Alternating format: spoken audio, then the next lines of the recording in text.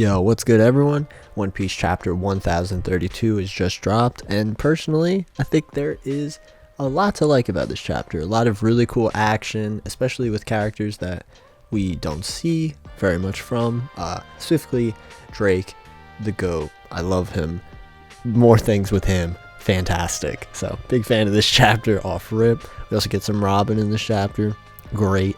Zoro gets some really great action with King. Great. And the end was pretty cool. If you enjoyed this video or One Piece content, any support, greatly appreciated. And let's get into the chapter. So, the chapter starts with Marco kind of helping Izo glide over the entirety of the drama going on with Big Mom on the live floor, but that really goes nowhere. I think that just goes to set the stage for what's to come and just be a cool shot to start the chapter. Hoping we get more of Marco next chapter because there's no break next week, which is awesome. But yeah, not much for him or Big Mom this chapter, but still cool nevertheless. Marco and Izo are essentially there to set up the idea that that weird fire yokai creature from the last chapter is kind of going about, and Marco being healing fire. I guess there is kind of a cool segue in between these two ideas. And essentially they're flying around trying to find this monster, and we'll get more about it later because we get into Yamato, Drake, and Apoo, and Yamato is also trying to stop all the bombs from going off, which is their goal for this entire section of the story. As you know, they left Momonosuke to do his thing, Yamato's going to do their thing. So Yamato's trying to head to the basement. Drake is following Yamato because they're chill, and Apoo is like, no, I'm fine, trust me. I'm not going to betray you or do any conniving stuff, you know? Even though I was a head ally of Queen, you know? We're cool now. Which Yamato doesn't buy whatsoever, which I think is really funny.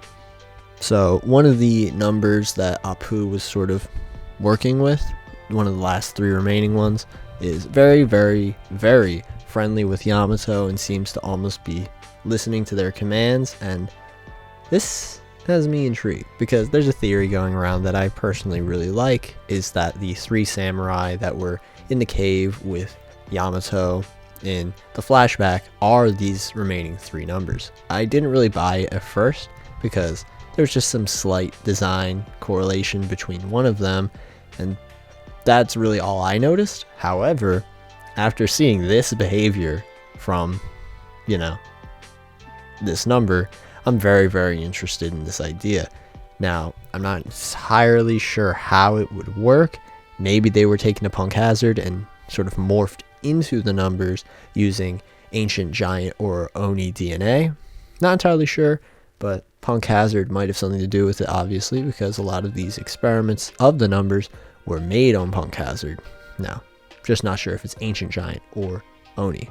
And Oni has a lot of potential with all this stuff because I feel as though the more we learn about Yamato and the numbers, the more we'll learn about the Oni race. At least, it's my assumption. Now, right after we get this stuff with the number and Yamato, we see that the yokai that Marco is looking for is slowly seeping through the floors of the castle, heading to the basement, which obviously was the intention behind why it was made.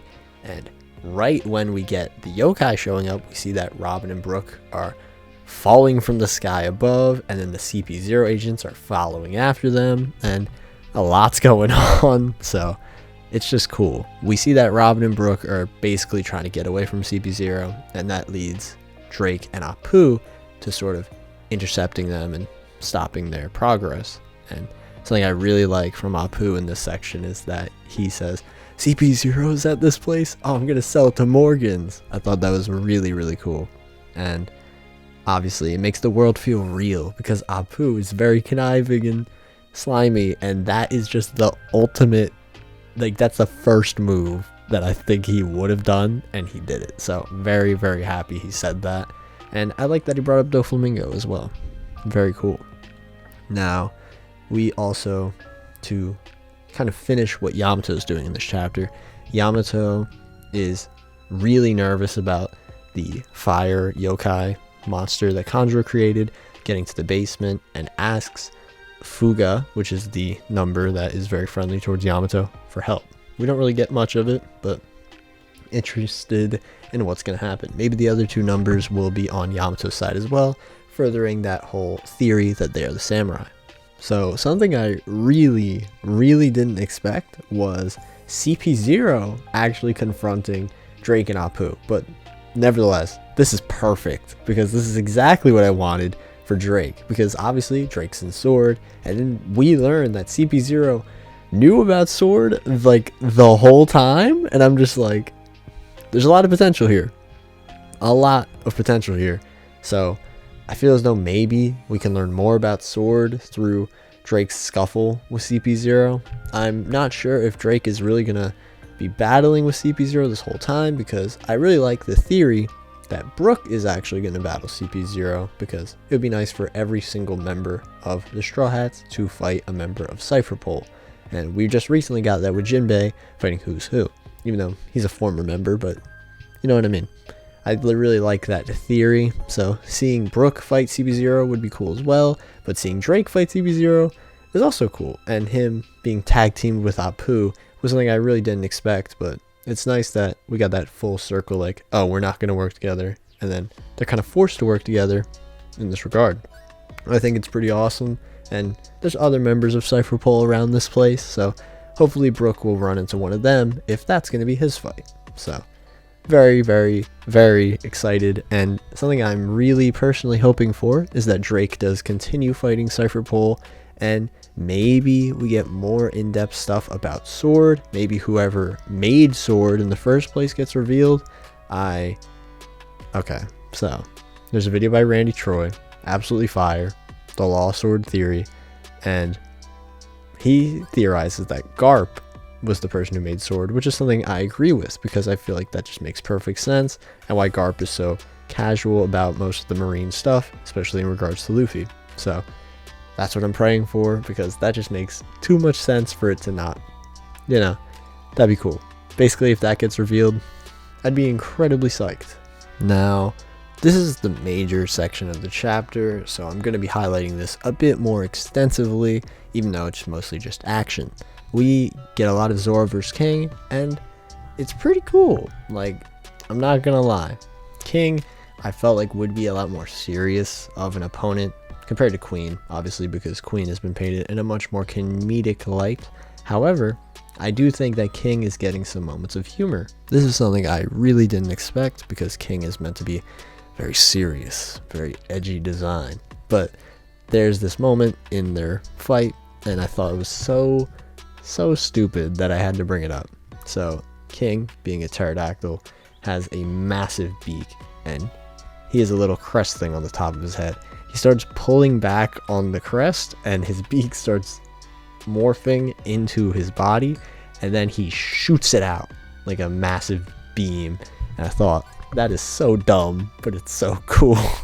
And it reminds me, well, it gives me more flashbacks to, there was a Godzilla reference earlier on this arc. Actually, the first video I made on this channel was talking about the chapter where that was made, which is Big Mom's sort of Maser beam attack, the fusion with Hera and Prometheus and Napoleon. And now we have a sort of Godzilla-esque reference with Rodan and the beams, because Rodan's a pterodactyl as well.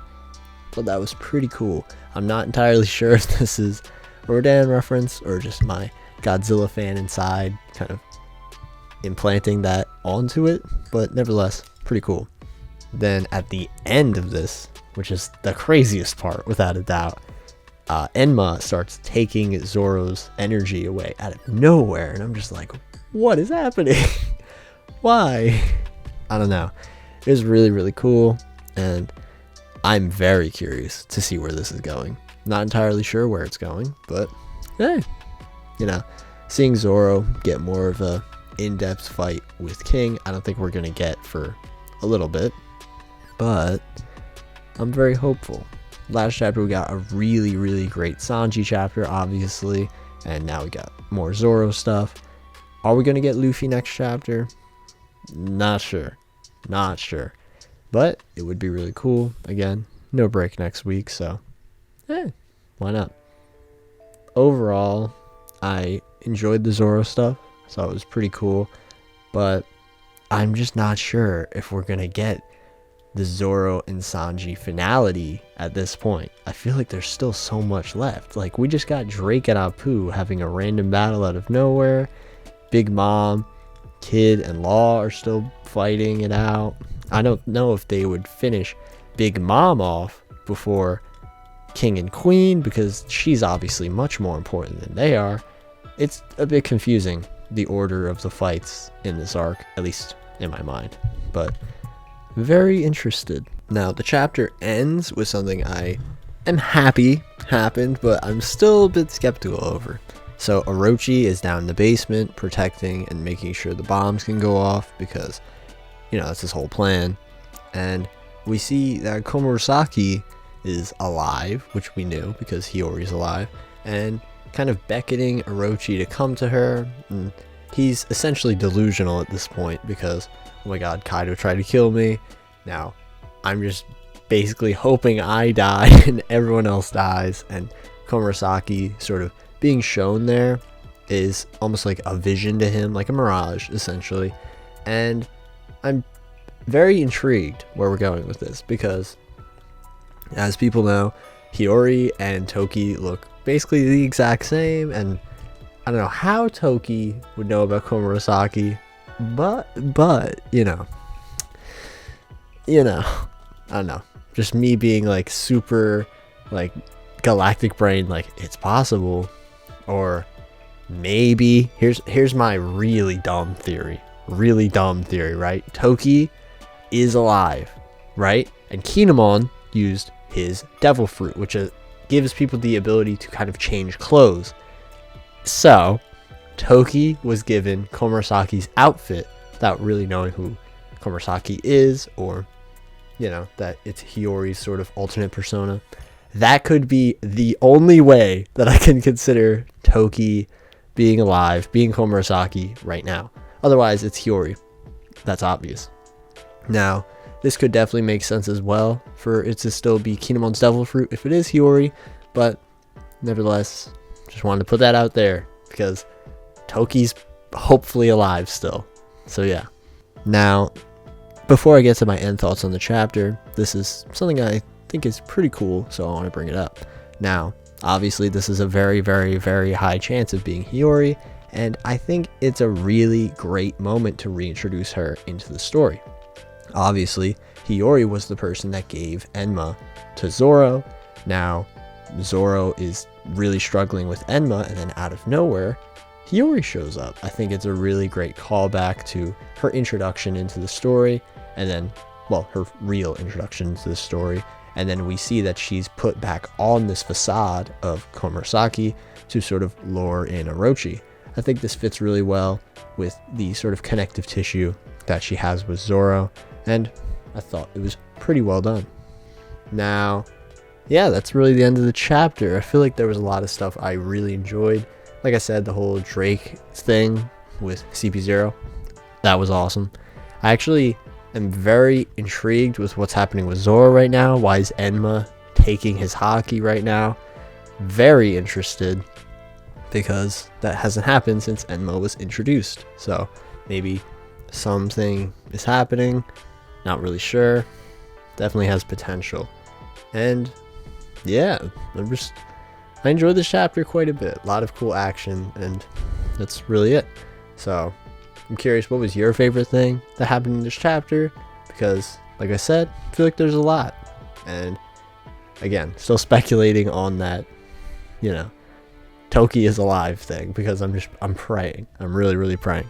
So hopefully you enjoyed this video. If you want to talk more One Piece, I'm absolutely open to talking down in the comments below about the chapter. And yeah, hope you enjoyed the video, and have a good one.